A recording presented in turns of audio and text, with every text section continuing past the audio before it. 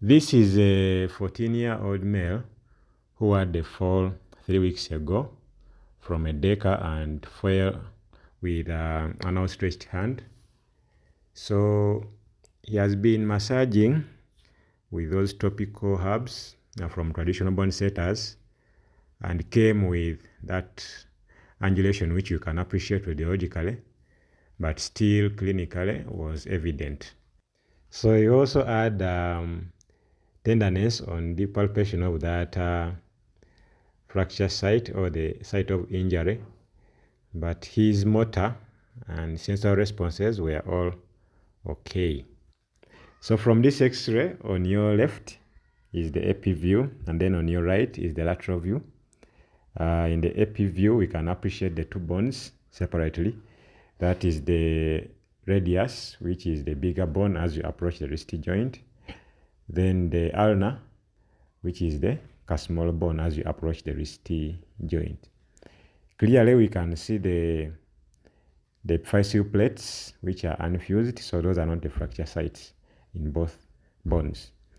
So after identifying our bones, the radius, the ulna, the physeal plates, identifying where the wrist is, so we shall straight look at where the arrow is pointing, and we shall see that discontinuity, which is very old. It doesn't have fresh edges as the usual fractures that we see, since it's an old fracture, 3 weeks old. So in that distal radius, you can appreciate just above the wrist. You can see even how there is some callus that is growing around, trying to calcify to join the two bones in the AP view where the arrow is pointing.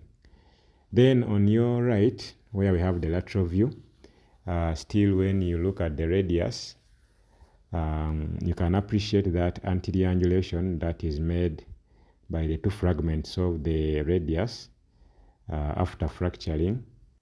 Still, you can appreciate the callus as well in that lateral view on your right.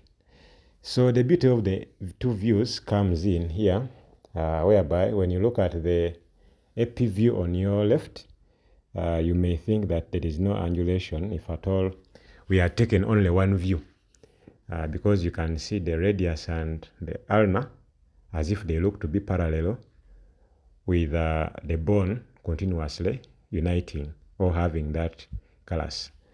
So you will just follow that line of cortex up to where the radius ends, and still somewhere towards the end of the radius, you will see those lesions that show where the old fracture is.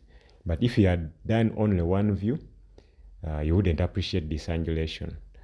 That's when the second view comes in on your right, that is the lateral view, to appreciate that angulation. So after identifying all these anomalies, he went ahead and did the osteoclasis and corrected all these deformities as far as the standard operating procedures are done. And then all went well. Thank you.